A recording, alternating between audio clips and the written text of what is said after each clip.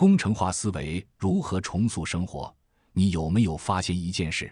你在打游戏的时候帅得像个战神，但在现实生活中，你可能连打个电话预约餐厅吃饭都要在脑子里排练半小时。想象一下，你正在玩超级马里欧，结果没调好，直接掉进坑里，呜呼一声没命了。这时候你会在那里怀疑人生，觉得自己这辈子都不配当个水管工吗？当然不会，你只会觉得刚才按太晚了，然后立刻重开一局。但为什么换成现实生活，只要老板一个眼神不对，或是发出去的讯息被已读不回，你就想原地退休，甚至想搬到没人的深山里生活。为什么我们长大后，大脑会自动把失败跟丢脸强行绑定，把自己活得像个随时会碎掉的玻璃杯？今天我们不聊心灵鸡汤，我们要聊聊怎么用工程师的脑袋来破解这种人生焦虑。我来分享如何把人生这场输不起的赌博重新编码成一场没人管你的实验。看完这支影片，你会发现原来不要脸和不怕失败竟然是有科学公式可以套用的。准备好了吗？我们要来帮你的大脑重装系统了。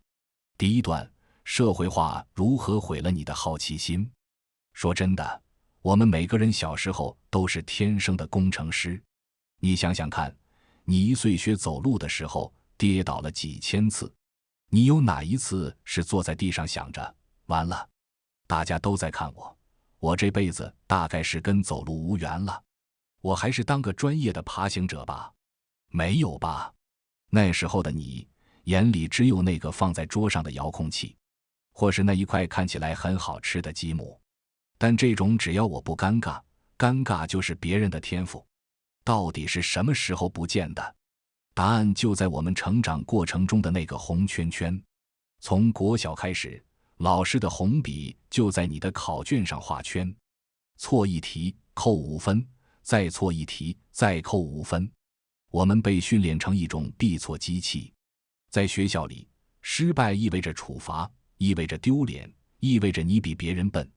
慢慢的，我们的大脑学会了一种生存机制，只要我不尝试，我就不会出错，只要我不出错，我就是安全的。这就是为什么现代人普遍都有行动瘫痪的毛病。你想创业，你想学个新技能，甚至你只是想在社群媒体上发一张没修过图的照片，你脑袋里的第一个念头通常不是这很有趣，而是万一失败了怎么办？别人会怎么看我？这种对失败负担的过度感知，科学家称之为焦虑成本。而这正是我们要引进超级马里欧效应的原因。马克·罗伯 （Mark Rober） 曾经做过一个很有趣的实验，他让5万名观众去解一个简单的电脑程式谜题。这5万人被随机分成2组，第一组的人如果解题失败，画面会弹出这没成功，请再试一次。而第二组的人如果失败，画面会显示这没成功，你损失了5分，目前的总分是195分。其实那5分根本是虚拟的，不能换钱，不能换奖品，甚至没人会知道你丢了分。但结果却让人大吃一惊，第一组没被扣分的观众平均尝试了68次才放弃，而那一组被告知扣分的观众平均只尝试了52次就双手一摊，不玩了。更夸张的是，第一组的成功率竟然是第二组的2倍以上。这说明了什么？当你把注意力放在失败带来的惩罚时，你的智商会下降，你的韧性会变差，你会变得更容易放弃。而工程师思维的核心，就是把那个烦人的红笔扣分机制从你脑袋里彻底删除。对工程师来说，失败不叫失败，那叫收集到了新的错误代码。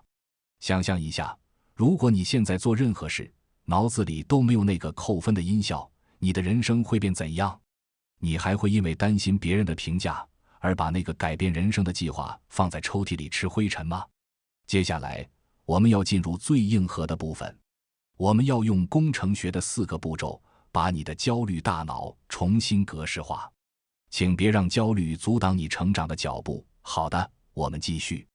现在进入最硬核的重装系统阶段。在这一部分，我们要分享如何像工程师开发产品一样，把那种怕丢脸的心理负担转化为解决问题的动力。首先，我们要处理最根本的问题，你的目标是不是设错了？第二段，从行动瘫痪到原型思维。既然知道红笔心理是我们最大的心理障碍，那要怎么修复它呢？工程师的第一招就是重新定义你的目标。你有没有发现，大部分人的目标都设得超抽象，像是我要变有钱，我要变瘦，或是我要成为大网红。这种目标就像是你在 Google 地图上输入我想去一个好玩的地方，导航系统绝对会直接当机给你读取圈圈。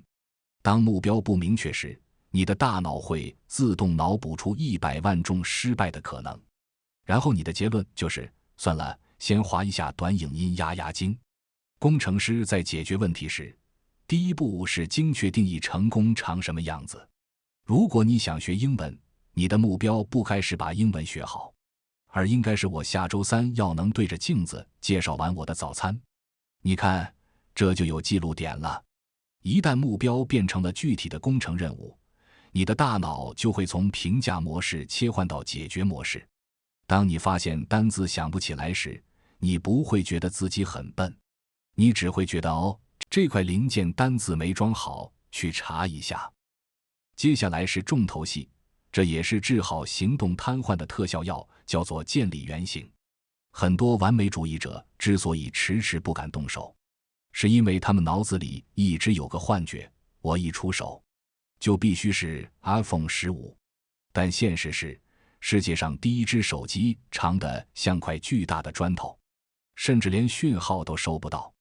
如果你有行动瘫痪的问题，说白了，就是你的面子太贵了。你觉得如果第一步走得不优雅，这辈子就毁了。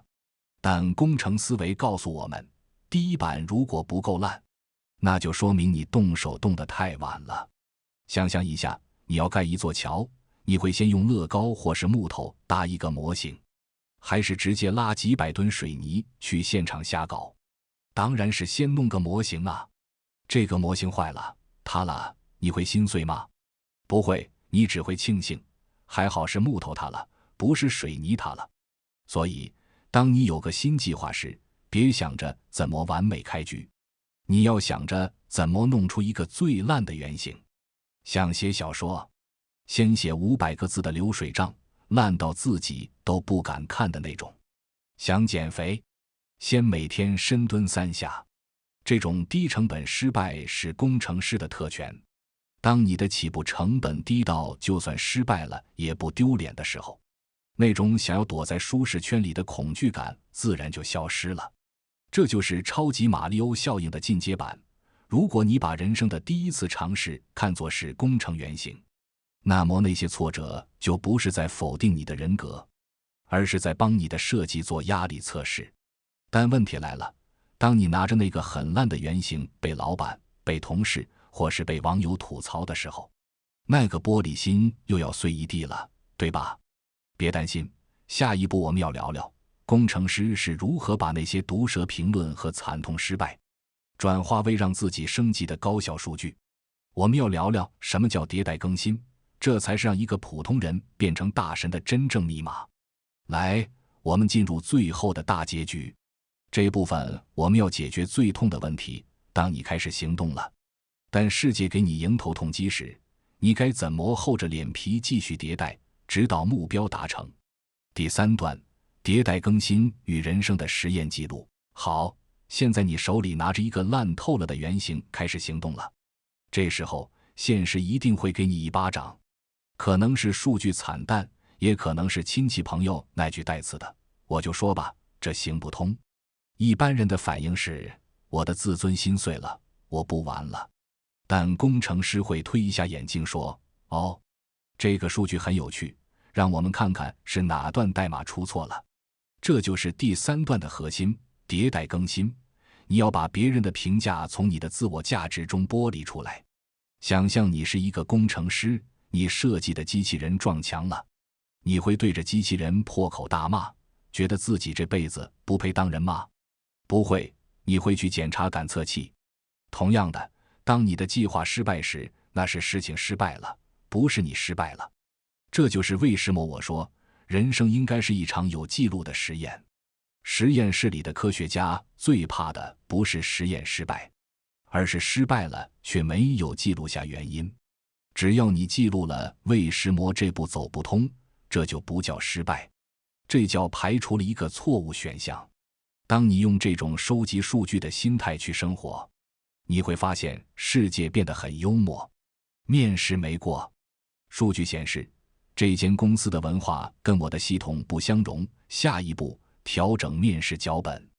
告白被拒，数据显示对方的喜好演算法与我不匹配，下一步寻找新的测试对象。当你不再把失败当成丢脸，你就会变得无敌，因为你是带着升级的目的在玩这场游戏。而那些只在乎面子的人，还在起点排演那场永远不会开始的完美首秀。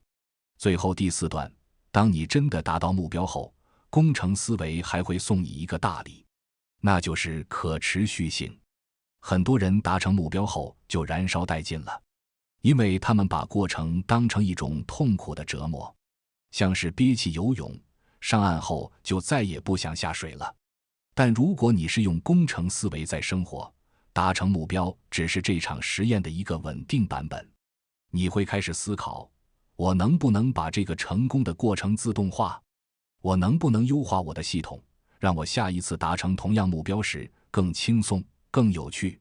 所以，让我们回到影片开头那个问题，为什么我们弄丢了孩童般的好奇心？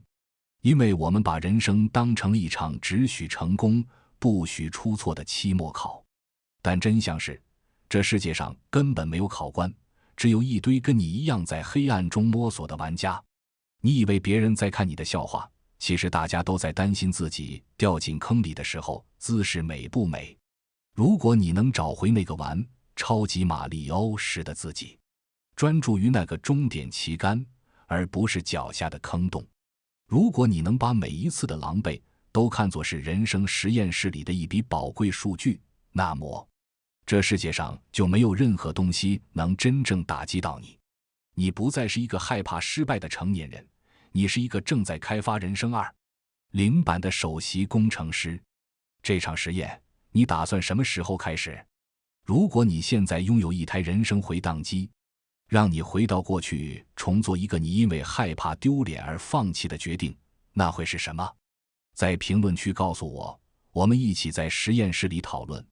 最后简单总结，工程化思维行动框架4步重塑法。第1步，设定目标，解决去哪里，为什么你的目标总是让你感到压力和迷茫。第2步，建立原型，解决行动瘫痪，抛弃完美，拥抱最烂版本的力量。